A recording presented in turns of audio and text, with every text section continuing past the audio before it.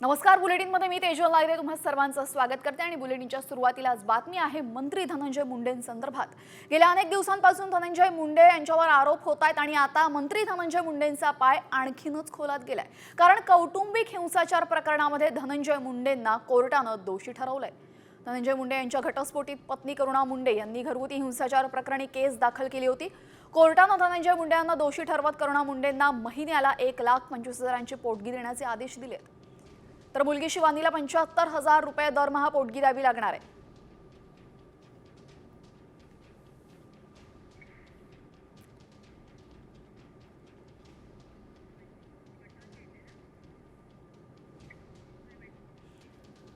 तर घरगुती हिंसाचार प्रकरणामध्ये धनंजय मुंडे आता दोषी सापडले असून करुणा मुंडे यांना त्यांना 2 लाखाची पोटगी दरमहा द्यावी लागणार आहे. त्यामुळे आता धनंजय मुंडे यांचा पाय आणखीनच खोलात गेल्याचं दिसतंय.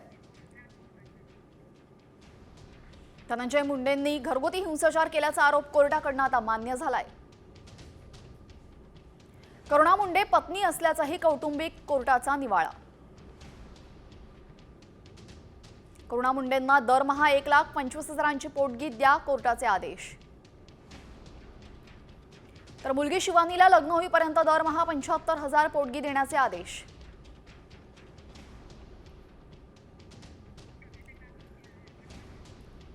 दरम्यान आता करुणा मुंडेंशी संवाद साधलेला आहे आमचे प्रतिनिधी मयूर राणे यांनी. पाहूयात. हाँ, न्यायालय ने निकाल दिया है. मैं न्यायाधीश का, न्यायालय का आणि जे माझे ॲडव्होकेट होते त्यांचा मी हृदयापासून आभार मानते. याचिकेत तुम्ही काय नक्की मांडलं होतं? याचिकामध्ये 15 लाख रुपये दर महिन्याची मागणी केली होती, जे आमचा खर्च आहे दर महिन्याचा. आणि माझा मुलगा जे आहे वो बेरोजगार आहे, मी बेरोजगार आहे. त्याच्यासाठी 15 लाख रुपये दर महिन्याचा जे आमचा खर्च आहे ते मागितला होता. 2 लाख रुपये मंजूर केलेला आहे कोर्टाने आणि बायको म्हणून मंजूर केलेला आहे. त्याच्यासाठी मी आभार मानते. आणि मी याच्यासाठी कोर्टाची ऑर्डर घेऊन, मी संतुष्ट नाही आहे, कोर्टाची ऑर्डर घेऊन मी हायकोर्टामध्ये पिटिशन दाखल करणार आहे. मंत्रिपदावर असलेल्या व्यक्तीवर तुमची लढत होती, नक्की काय सांगाल? मंत्री कशाचा मंत्री?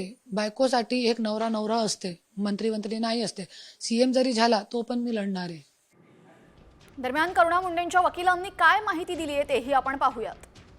आम्हाला जे काही अपेक्षित होतं की हे जी यांची हाय प्रोफाईल आहेत आणि त्याप्रमाणे जे काही मिनिस्टर आहेत त्यांच्याप्रमाणे आम्हाला उच्च दर्जाचे राहणीमान किंवा खर्च या गोष्टीची आम्ही त्यामध्ये मागणी केलेली होती.